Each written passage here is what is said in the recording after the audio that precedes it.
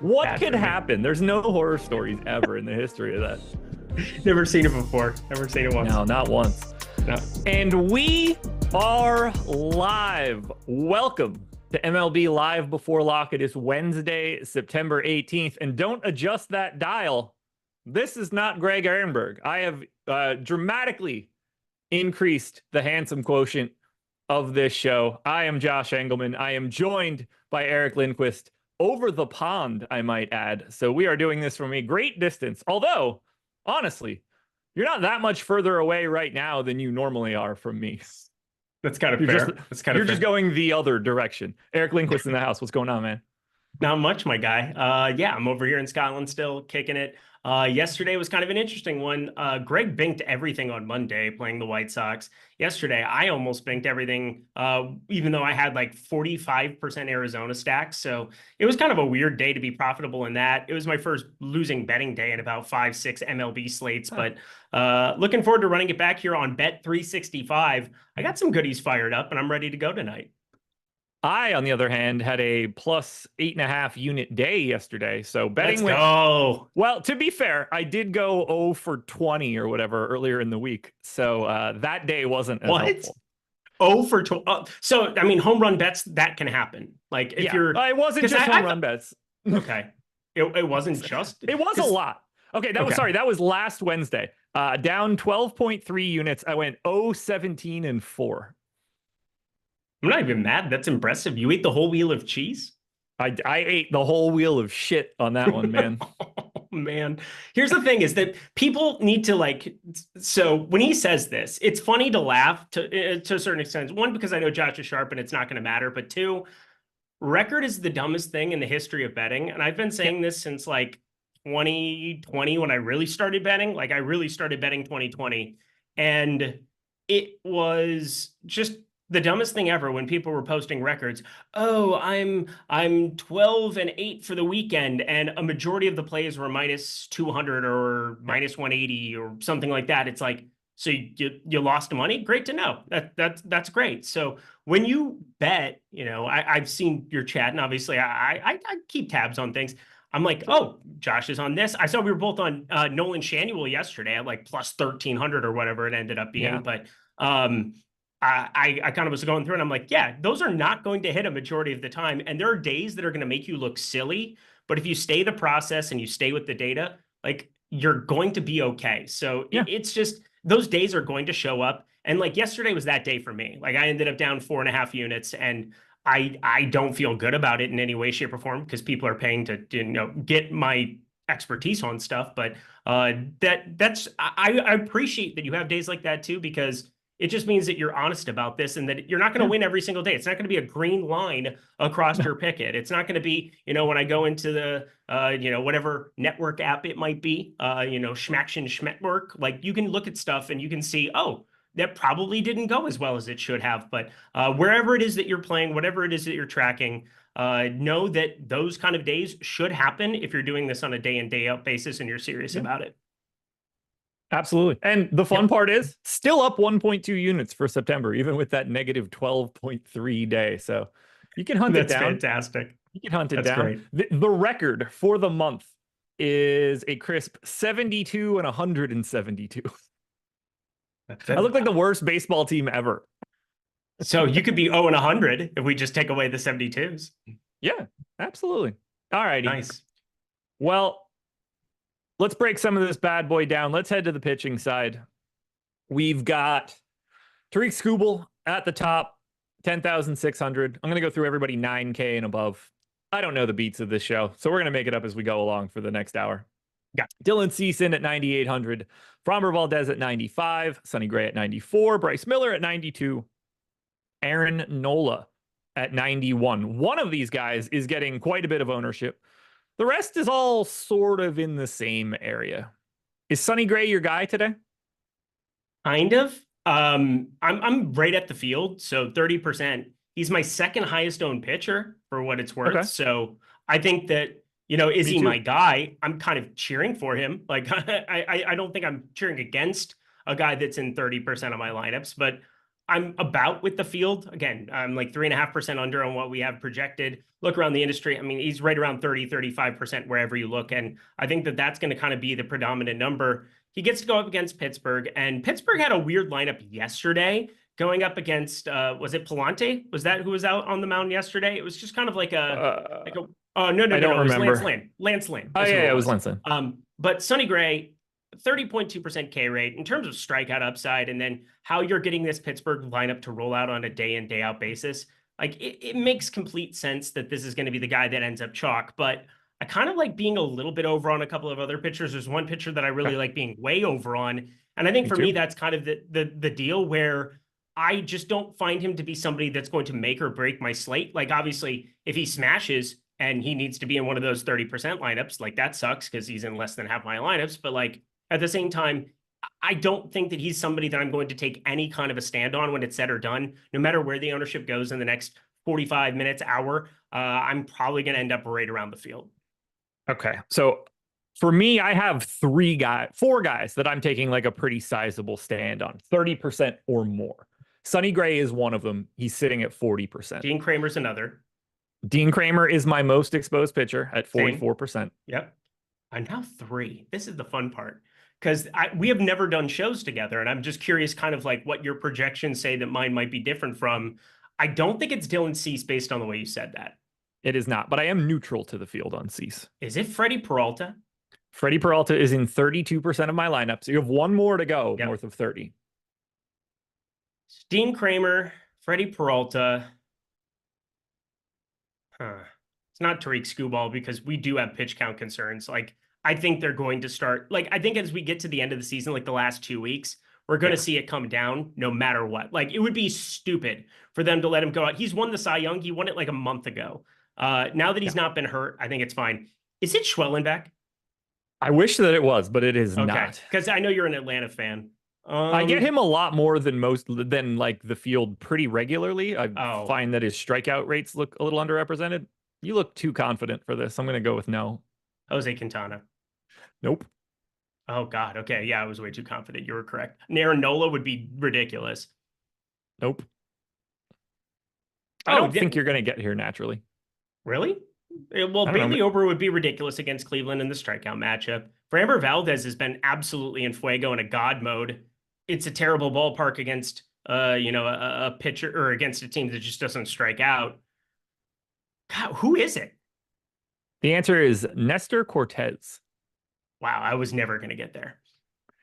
In Seattle, couldn't really be a better place to pitch. True. Am I confident in it? No, not so much.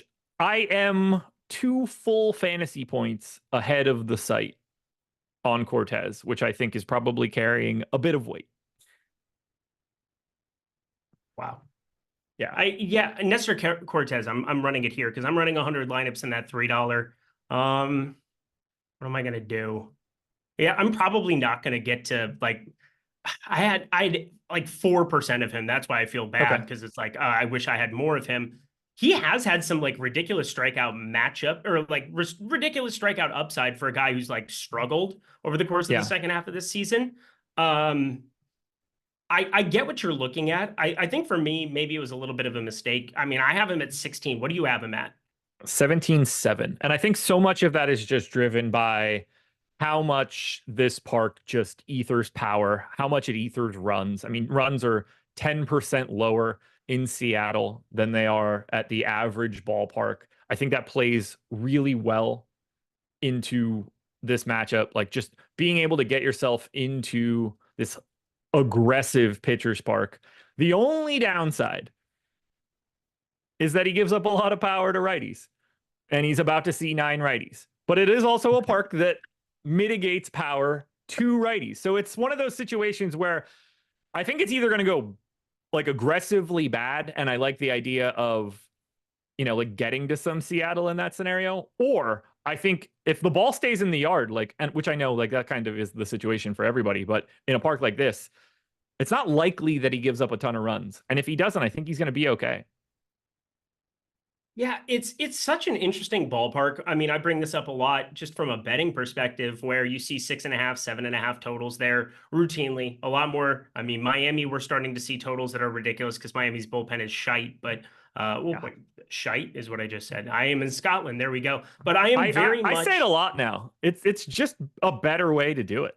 I've heard it so much in the last like 4 days, 3 days. Yeah, how long have I been here? Since Saturday, I got in that afternoon. But it is truly a great swear word. But It is. this is a ballpark that isn't crazy down for power over a 3-year average. But this year, it's 20. I mean, 26 of the ridiculous when you have Rickwood Field and Estadio Alfredo, which is in Mexico City. You have those ridiculous ones that are showing up. But it's still, for all intents and purposes, it's the bottom third in terms of power. And in terms of expected run potential, it is always dead last. Like it just is. It's dead last this year yet again by a pretty considerable margin. Six runs, yeah, six total in terms of park factors on Baseball Savant. So when you put that in your sheet and you're uploading it, like for me, I kind of like weight what I think the specific park is for a specific hitter based on like, I'll take Zips, Steamer, I'll take everything together and I'll put it in a nice portfolio. And I think our projections do a good job of being like that combination for everybody to be able to be perfect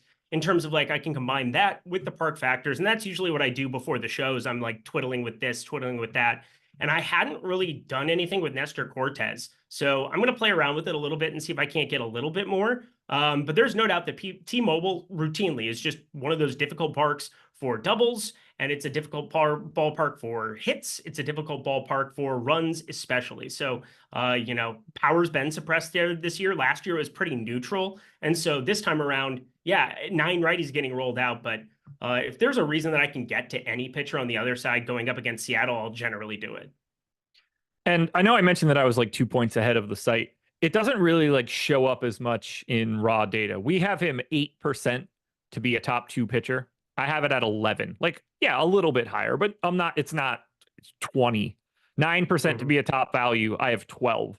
So it's just like a very little bump, but I think it's just enough of a bump to separate him from Pepio, Hers, Bradford, Houck, Bowden, France, like that whole core. I think that's just enough to bump him up for me, and I think that's why I'm getting to him. Unfortunately, I'm not getting to Seattle on the opposite side, which I would kind of like a little bit, but we'll save that conversation for when we get into some of these stacks. So we talked a little bit more about Cortez than we were probably expecting. We touched on Sonny Gray. Who else do you have your eye on? Do we want to go through a little bit of why Dean Kramer is the value option for today? No, I think it's so important because otherwise you just end up on groupthink when it comes to baseball. Like, I think projections in baseball for pitchers specifically are probably the most projectable of anything outside of NBA players. Like, I think pitchers, I can project better personally. I can project pitchers better than I can NFL players because, you have extreme outcomes. You have outlier events. You have things that happen there. Nestor Cortez going for 8 strikeouts or 5 strikeouts. It's not going to show up as much as like, a guy like Amon-Ra St. Brown catching 11 balls for 120 plus, or, whatever he did week 1. Like, there's just, for Nestor Cortez here, there's also negatives that can show up, but it just feels like for me, I can project these guys out a lot better. I think Aaron Nola is interesting going up against Milwaukee. I'm trying to talk myself into it a little bit. I projected him out a lot better than I was hoping that I would. Purely because like he hasn't been great of late. And it's more of like a little bit of a bias where he's getting up there in age, he's getting up there in mileage on the tires, and 3.62 ERA, 1.20 whip, nothing looks terrible there, but he's coming off of like me playing a ton of him against Miami, playing a ton of him against the Mets, and I basically got shelled both of those slates. And yet again, here I am just holding the bag with a bunch of Aaron Nola. I've got him projected as the second highest scoring pitcher on this slate. Behind Sonny Gray. I have him like 0.2 ahead of Tariq Skubal, and it's just having him show up in a gob amount of lineups. I'm going to suppress it a little bit. I'm probably going to just roll with what we have on the site a little bit more because I don't want this much of him. Again, I don't want 40% Aaron Nola and have him be the guy who makes or breaks my slate. He was the guy that I was kind of referring to before. But Milwaukee is a sneaky decent matchup. 22.5% K rate doesn't jump out. They've been pretty darn good over the course of like the entire season against righties, but over the course of the last 14 days, sitting at a 94 WRC plus. Over the course of the last month, we've seen them right around league average, 103 WRC plus, only a 177 ISO, 23% K rate. I think the strikeouts look better, and we just got word, obviously, that they clinched the division. I don't know what to make of this, but it feels as though I'm just going to get too much of him no matter what I do. He's interesting for me. I don't really have much, a couple shares. You mentioned he was third for you, and well, here's the thing. I expect that we're going to get a Milwaukee lineup that's terrible. So what I did is I removed a lot of the main pieces, and I moved some of the guys to the back half of the lineup. They clinched the division during the first wave of games, right? Like they just clinched. I saw the underdog thing come through, and I don't think they're going to roll out an A-plus lineup by any means. Again, they clinched the NL Central. They've been great this entire year, but we don't have that lineup yet. And when you clinch a division and you don't have the lineup, as I assume a lot of the main guys are celebrating, or they might just go platoon in some spots, give guys 2 or 3 at-bats. Like they probably take a little bit of a quote unquote day off. Now they're still playing for seeding and other things, but I think this could be a watered down lineup. okay. Something to keep an eye on. So I have him 6th in my projection, but he's basically tied with 6 dudes. So I go Gray, very clearly number 1. Peralta and Cease I have basically combined. And then between 17.8 and 17.4, I have Schwellenbach, Miller, Nola, Cortez, Skubal, and Tanner Beebe. So like I've got this chunk of 6 dudes projected essentially the same.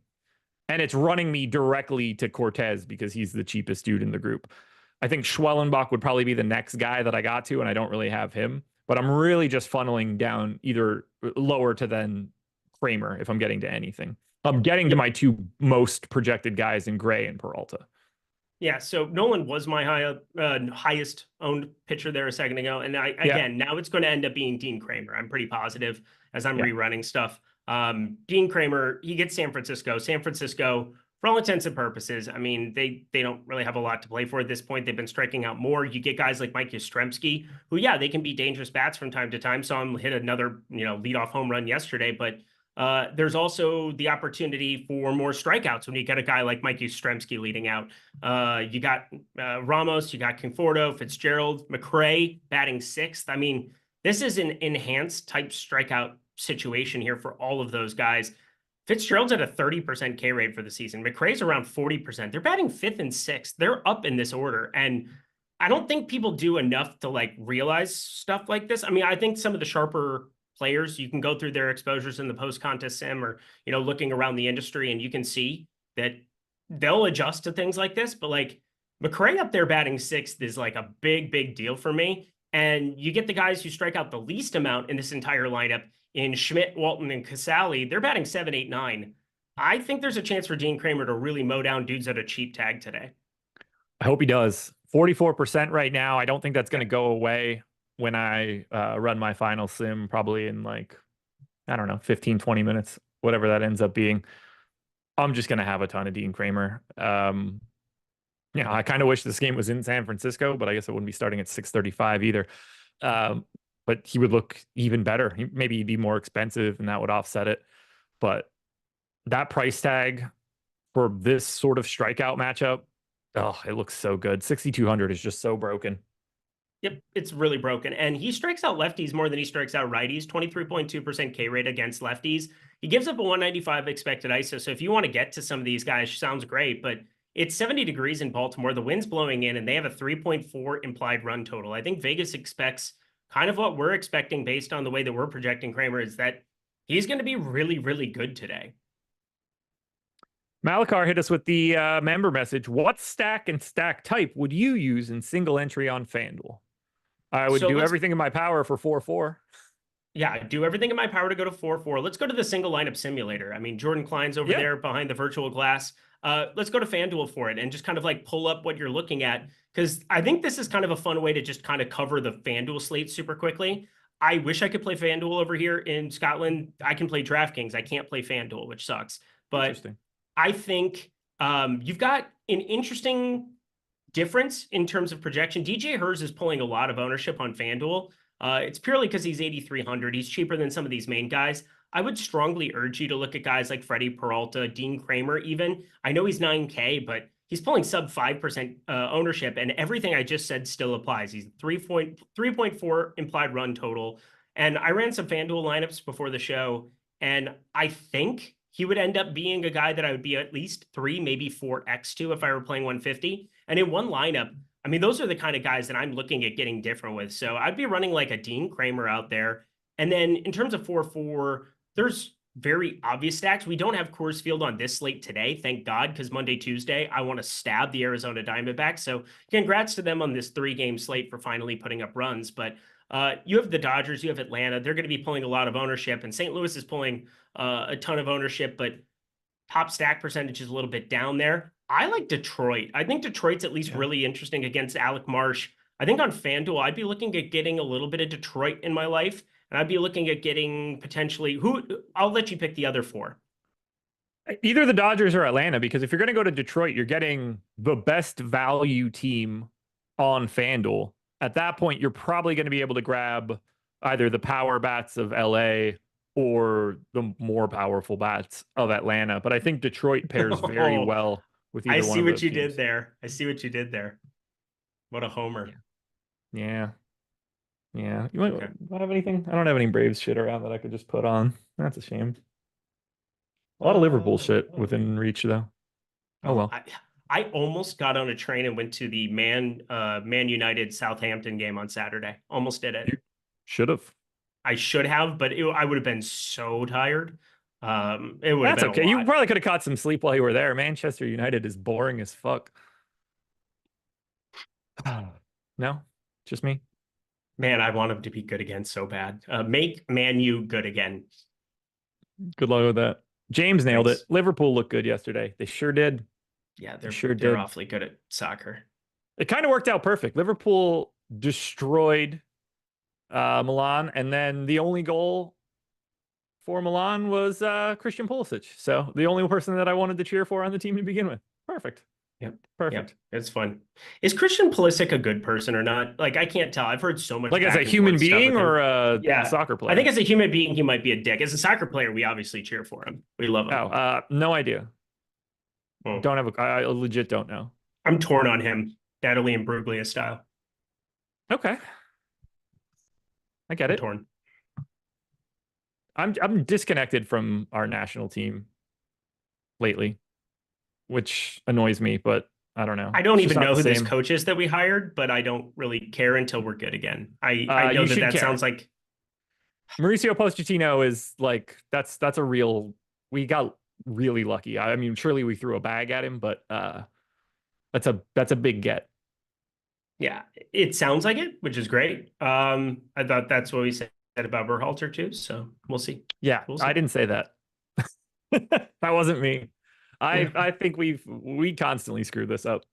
Yeah. I mean, we should have got rid of Berhalter years ago, and we didn't. But that's a show for a different day. Actually, that's a show for no day because we don't do that show, to my knowledge. I wish we did that show. Oh, really? Ooh. I mean, if I wanted to do a soccer show, I think you and Ben have a bigger audience than you think you would. Like, I think there's an appeal for it. Obviously, I've been surrounded by it. On Sunday, I tried to go watch the NFL somewhere. I walked to 15 bars before I found an NFL bar. Like, it took forever. It was soccer. No NFL on Sunday night. Noah says, we threw the bag at him. Are you a part of the team? No, I'm a part of the country. It's the United States. I live here. That's my team as well. What were we just talking about? Oh, I would never do the show. I would never do a show on Saturday because it would stop me from going out and watching Liverpool. So it's a show that can never exist for me. Oh, but there's some Sundays. There's some Sunday EPL that's pretty good. Yeah, there is, but it's never happening. Anyway, hit that like button to the 415 people that are in here. Only 50 likes. No reason we can't get that number north of 100. It's a hell of a show. We replaced Greg Ehrenberg today. You guys, I'm surprised we don't have 415 likes just because of it. Do you have any other pitchers you want to touch on? Because I'm really running like 4.5 dudes. Gray, Hayden Peralta, Birdsong. Cortez, Kramer, and Cease.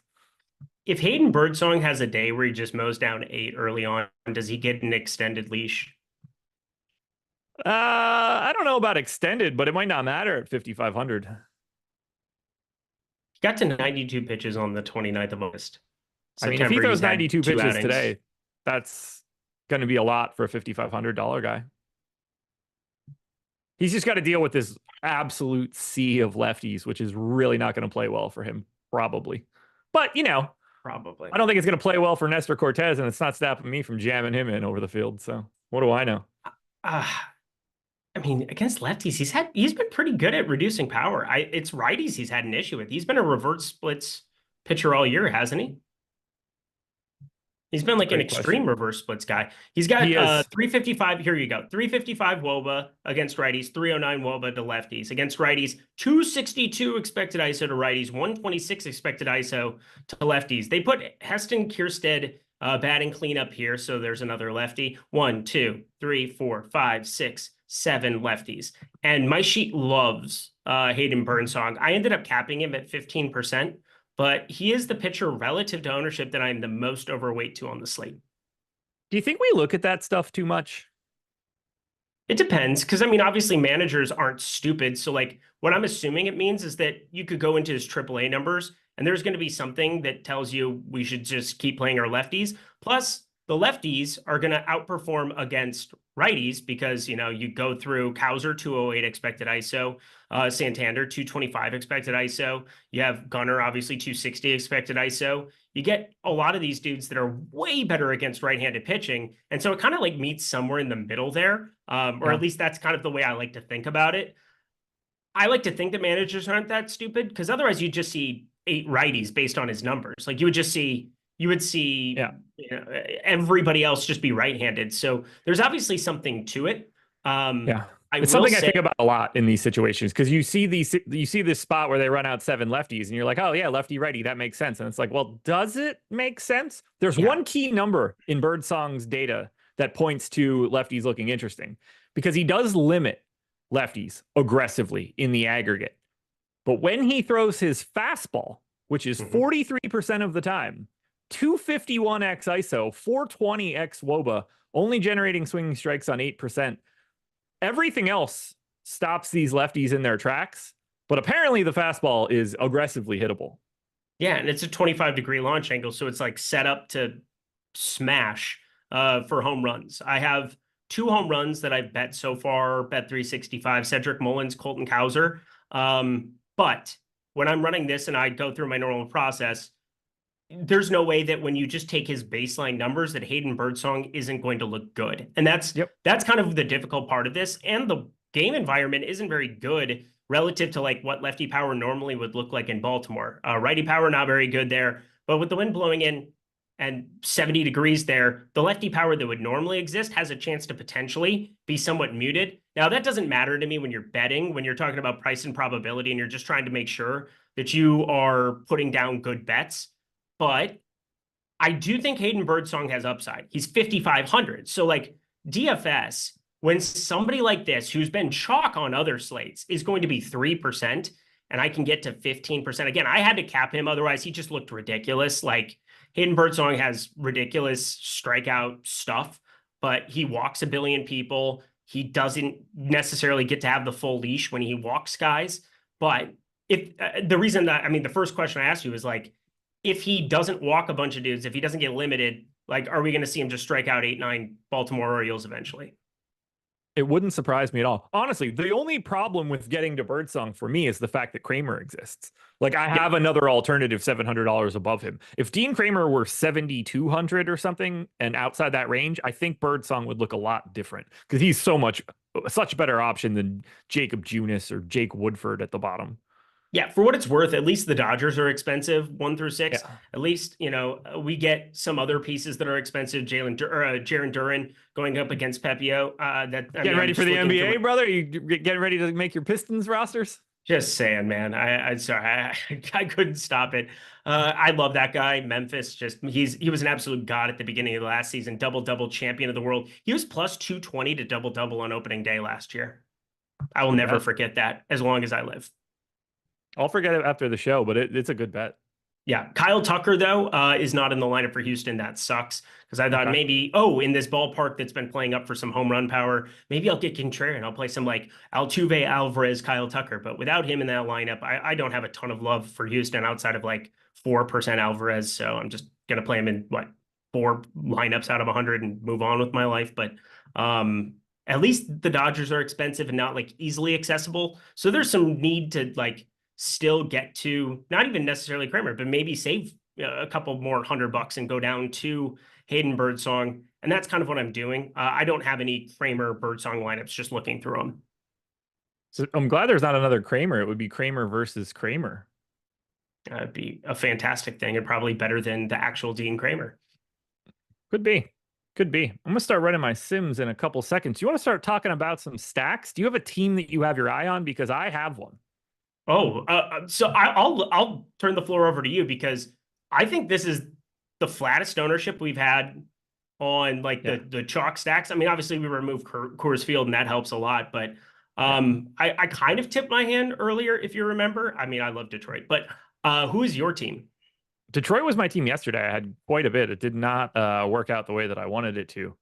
The team that I am getting to the most for today, it was the case earlier this morning when I did the strategy show. It's the case now. The Toronto Blue Jays, to me, are the best thing that you can get to. 4.5% owned in the aggregate. They're not pulling much at all, which I love. Righty power plays up massively in Texas. They're facing a lefty. Again, another massive benefit for me. Springer, Bichette, Guerrero, Kirk. I bet Springer to homer. Righty power against Cody Bradford over the past year and a half. 228 x ISO. This dude gives up aggressive power in a park that also allows for aggressive power. I am buying heavily on the power bats at the top of the Blue Jays lineup.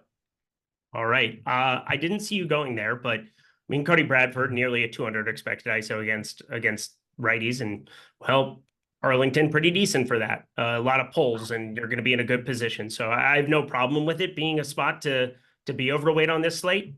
I currently only have 4% of them, so I'm going to have to give them a bump too. So if Nestor Cortez and Toronto go off today, I will thank you because they're going to get a little sim ROI boost for me here. I like Detroit the most relative to ownership. I like the Dodgers most purely because of how much Kramer I'm playing. Obviously, I have a little Hayden Birdsong. I could have a lot more Hayden Birdsong if I didn't do something about it. So there's that. But I pretty clearly think that you want to get away from St. Louis. Like St. Louis is, I'm more against St. Louis today than I am for any other team. St. Louis Cardinals are currently in 3% of my lineups. I couldn't agree more. They're the optimizer team. They're the easy team to get to. I think they're the natural team to try to get away from. I didn't get to the Dodgers. I'm not surprised. I did get to the Braves. I think you kind of get to one of those two teams today. Yep. They're the clear two separate. They're both expensive at the top. You're getting kind of the same thing. They're basically the same ownership. I happen to be getting to Atlanta over the Dodgers. If it were the opposite, it wouldn't make a difference to me. But I have 15% of Atlanta. That is my number 2 team. Although, caveat here, a lot of that is just simply Michael Harris, who I think is like probably the best point per dollar play on the day. Okay. That beautiful stuff. Talk to me. Are you looking at anybody else? I'll just hit you. I also have a bit of the Rangers. And then my fourth most exposed team is your Detroit Tigers here. They're number 2 for me. I've got Dodgers. I've got Detroit. I don't feel great about it, but you just look at Alec Marsh, and Alec Marsh confirmed not all that good at the pitching of baseballs. I thought Alec Marsh might end up being interesting based on how that lineup rolled out. And then I saw it, and I'm basically just going to be on the Tiger side exclusively here. You get Meadows, Carpenter, Wenzel Perez, Riley Green, Chase Young, McKinstry, Sweeney. You get 7 lefties. Torkelson's been much better since getting called back up. Jake Rogers at catcher at 3.1K is a fine punt. The wind's blowing out towards left. It's 84 degrees, which is the warmest game environment that we have on the entire slate outside of Texas, which is played indoors, so it doesn't matter. I'm very much behind getting to Detroit. Again, I just think it's a great game environment. You get all of these lefties that Alec Marsh just has much bigger issues with. He strikes them out at a sub 20% K rate. I was pretty sure Detroit's lineup was going to have at least 6 lefties. They ended up having 7. So 27% K rate for Alec Marsh against righties when it's just Torkelson and just Rogers, and they have enough power here too. I think you just stack up all 9. They're going to be the team that, relative to ownership, I'm just going to be over on. Yeah, I mean, Perez is popping like crazy for me as a $2,900 dude in the 3-hole.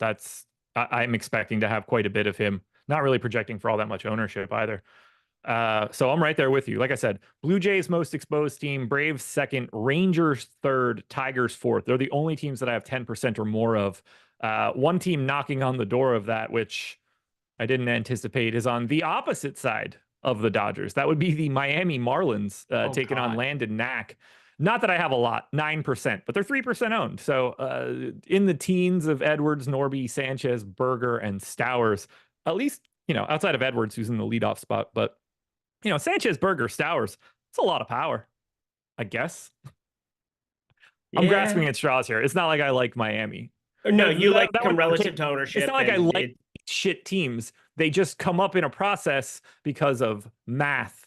I know you don't understand that because addition has been difficult, but... Me? What did I do? No, that would be the lovely KJ in chat. Oh, okay. Doesn't understand how you could stack against Cole Reagans as if good pitchers have never given up runs before. But if a team is optimal 3% of the time and they're 1% owned, you play them.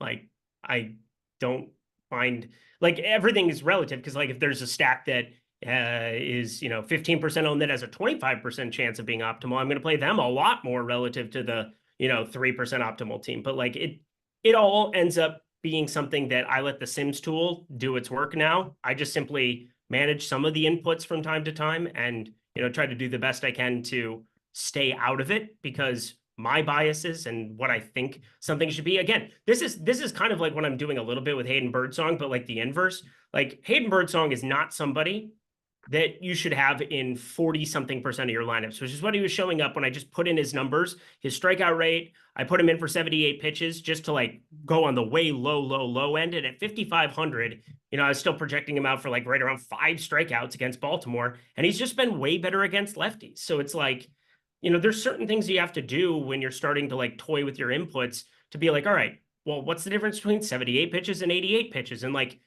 if Hayden Birdsong throws 88 pitches, I'm assuming he's the nuts today. And that's like the thing where it just becomes easier to get to there. In terms of stacks, like you're just always kind of managing, where is the field going to go? Where can I go? And where can I get leverage? Where can I find, my little pocket where I don't have to be beating out so many lineups that look just like mine? And that's what the Sims tool is in essence doing. It's putting all of the pool of the lineups together, and it's showing you over any long duration of time, maybe not today, but over a long duration of time, which lineups should finish the best. And that for me is like worth its weight in gold when you're playing DFS.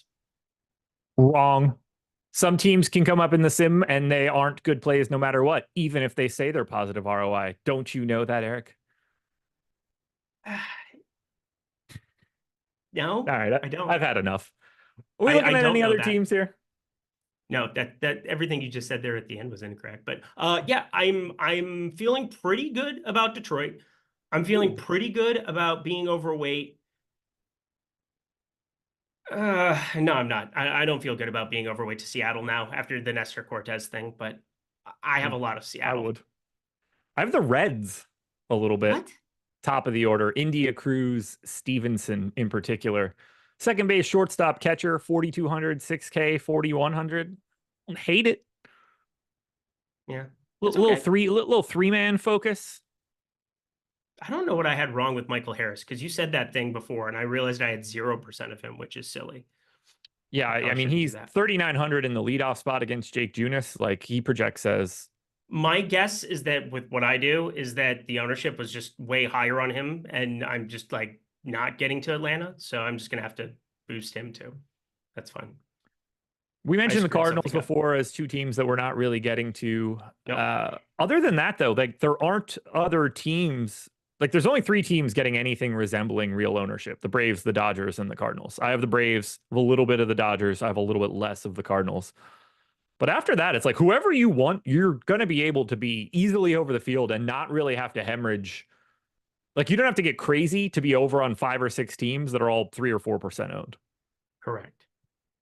Yeah, it's not that hard on a day like today. Like No. I think today are the easier days to play MLB DFS. Like I find it difficult when you have a 25% optimal team that's pulling 19% ownership. It's kind of like roughly what we've had the last 2 days. Yeah. I don't like those days as much.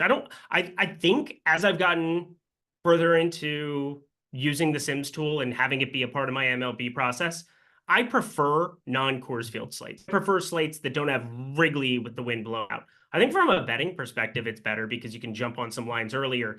Like we saw a 9.5 opening line on the Cubs game today. It dropped to 7.5. I don't know what it ends up finishing at here, but where was that? Or was that yesterday? I don't know. My days are blending together, but I am right there with you. Oh man, that guy is such a moron. Yeah, it's fun to point out stupidity. It really is. Welcome I'm back to final... MLB lineup live before lock, my friend. I know. I have such a good crew during the strategy show of people that I actually want to see speak. It's crazy how that kind of works. Just absolutely crazy.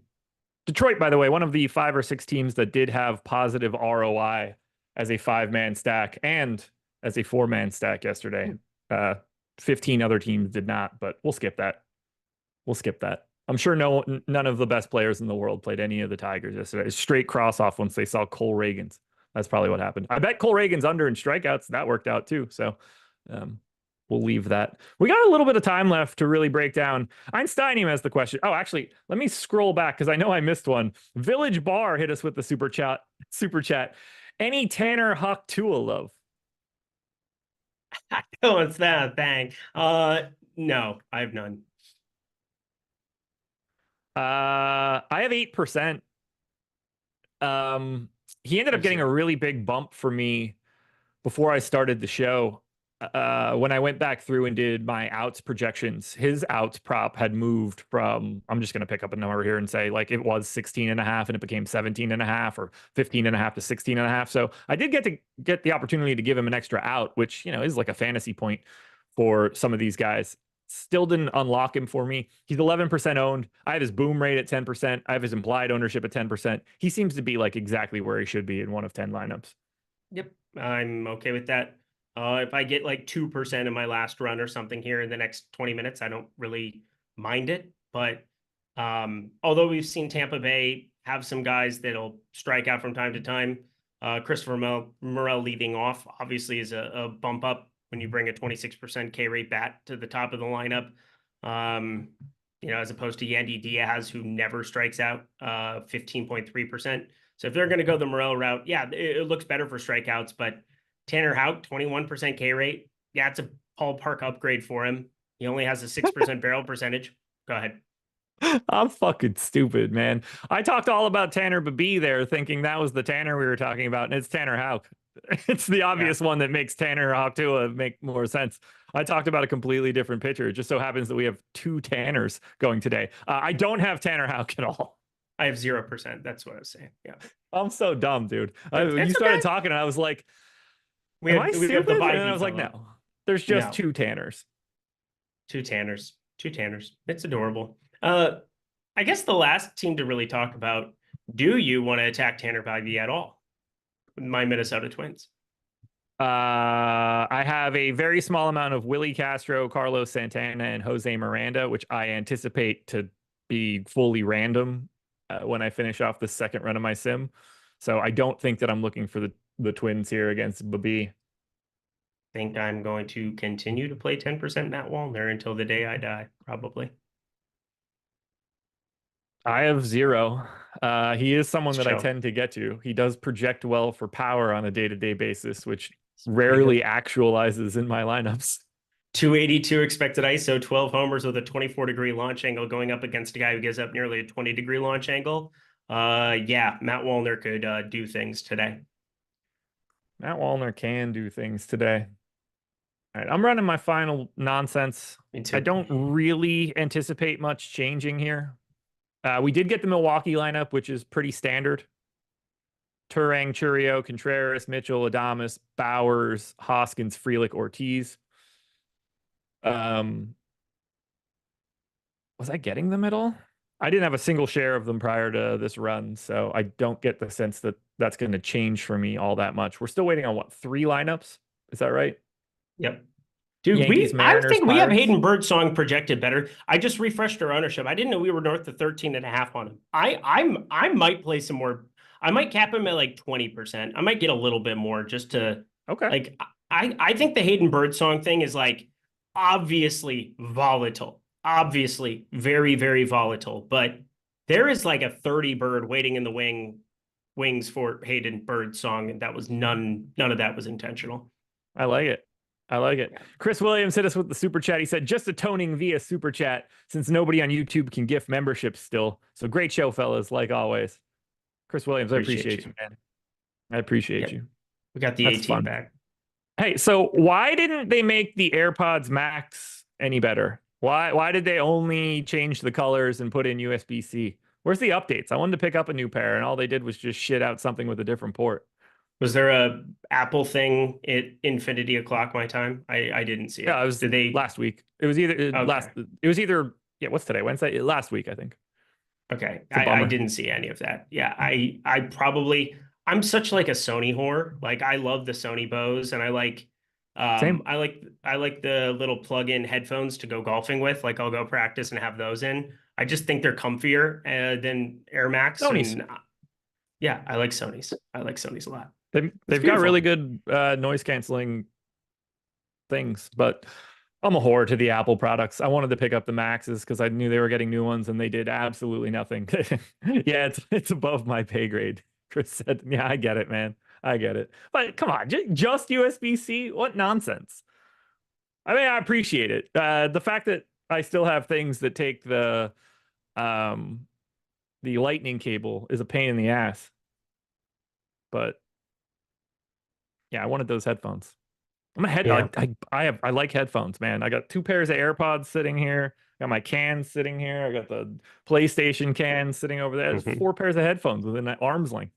Yeah, I just got new so I ordered like the little black things on Amazon Prime. I never found like little tiny earbud pod things to like replace them. And the Sony ones are expensive to replace. So like I have an old pair of Sony Beats, or not Sony Beats, of like the regular Beats by Dre, whatever workout ones, and I just replaced those. And my Sony's died on the plane because it's an infinity hour plane ride from Atlanta here. But I at least had those as backups. So thank God for that, because otherwise it would have been raw dogging. Would have been raw dogging, and there was a baby screaming behind me who was very pissed. So she should have flushed it. That's why God invented the exit row, right? Just red hatch, throw it out, call it a day. Later, baby. Pew. Literally. Yeah. It's nice. Hey, per Trump, they're doing abortions long after kids are born. So even though that's not how that works, that's just a murder. Oh, anyway. Hey, he said it. He said it. He said it during a debate. I was waiting for you to make me uncomfortable today, and there it is. Oh, he said it. He said it like it was real. Like that's a real thing, and we were supposed to take it serious.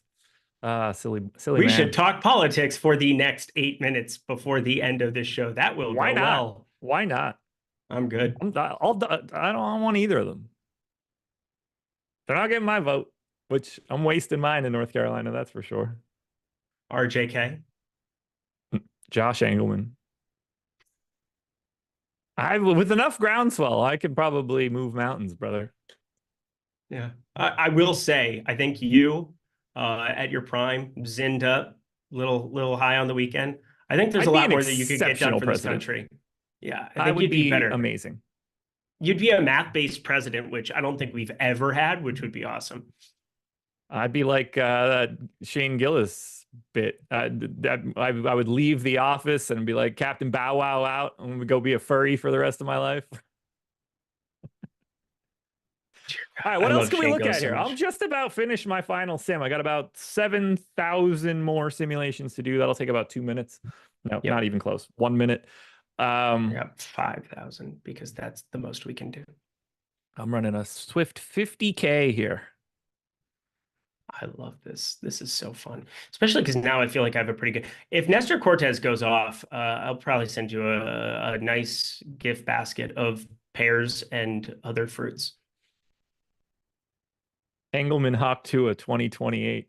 She can get on the ballot. You know what I Dude, mean? oh my God. I don't mean that at all. That girl can be my daughter. Yeah, it's kind of That strange. shit freaks me. That shit freaks me out. How old is she? I don't know how old she is. Early 20s to 3, Oh maybe. boy. Not How ideal. old? Not ideal. How old is Hawk Tua? 21? Yeah, I couldn't even talk to her. We don't have the same things in common. I'm going to go out on a limb and assume she doesn't know much about fantasy sports and sports betting, which, you know, could probably make her millions in this industry. Oh, so we got anything else here? What else should we touch on? I guess I could take a look at my final exposures. That seems like Yep. something people would want to know, right? I'm trying to copy this sheet over and get it done. Yeah, we Take got your 5 time. minutes. I'm not struggling or Yep. anything. I have plenty of time. Everything's ready. So My brain's not working as fast as it normally does, so it's okay. that's fair. I mean, you got a reason you're on European time. I Europeans don't do anything quickly. Sure am. No, They're a casual group. they surely are. Try to walk by them on the street. My God. Ugh. You rut American. That was some sort of accent I'm not really familiar with, but I was gonna say I'm not in the middle of like Harlem, Paris, or wherever you just tried to do. I don't really know what I tried to do. I don't know what that accent was. I appreciate you trying, though. That's the key. I mean, I don't really have accents in the bag, so not much I could do there. All right. Lineups are copied. Lineups are pasted into the upload sheet. And spoiler alert to everybody else, we may just have a way to make your lives easier in the sim tool coming up in the near future. And I think you guys are going to like that in a big, big way.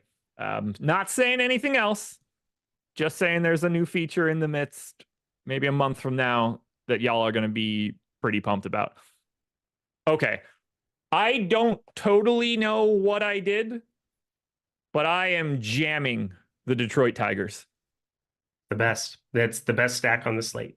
You didn't do anything wrong. You only followed the math, and I appreciate that about you because there's no way that you look at our data and the data around today. I have now 24% Detroit Tigers, 21% Dodgers, 10% Atlanta Braves, 9% Toronto Blue Jays, 7% New York Yankees, 7% Texas Rangers, 6% St. Louis Cardinals, which is too much. I don't like that very much. 6% Baltimore, 6% Cleveland, 5% New York. I'm pretty happy kind of looking through my exposures. It's basically exactly what I was hoping for.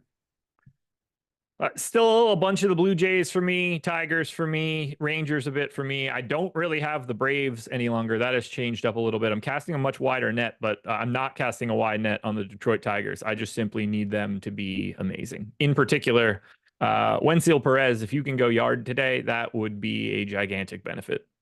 Hook up my dude. Hook up my dude. I think that's probably it. Yep. I think we're ready to rock. I think we've reached the end of the line. Yep, let's call it a day.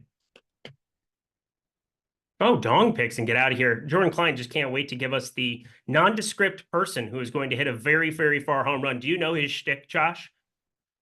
Has he taken the Sean V mantle? No, he has taken the way of the samurai mantle. The way of the samurai. Only the people who look and sound like Jordan Klein. He is reverse. Yeah, he's Jordan Klein is what he is. Looking for dongs tonight like we're at a Diddy party. Did you listen to that video for him and Meek? Yeah. Ooh. Probably not going to go well. No, I'm starting to think that All About the Benjamins isn't about money. just a only thing that gets him to where he needs to be is a guy So named Kerry Ben. Carpenter Watch is out, in Rasa. 28% of my lineups. Kerry Carpenter goes yard today. My lips to God's ears go Detroit. Bo Bichette, come on down. You're going to put one in the cheap seats today. How long has he been back for? Bichette? Yeah. Definitely today. So one day. I have idea. not seen him in the lineup. I had no idea he was in the lineup today. I have no idea. And I have 12% of him, so that's cool. Ross K says George Springer homer. I would love that because I bet it.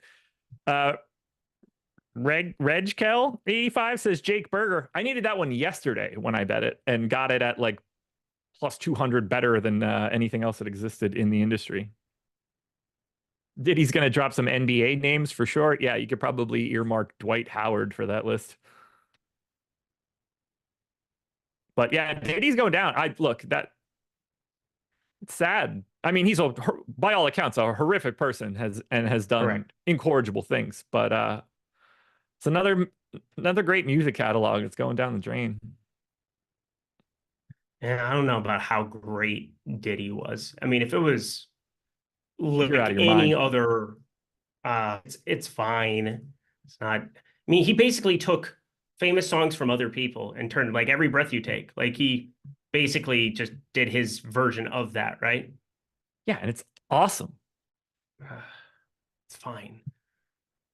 You are sleeping on Diddy. On, by the way. I'm not. I would not like to do that. I think I would probably contract something. Any longer, because that man is going to be sharing a cell with our boy Kells in Chi-Town for the foreseeable future.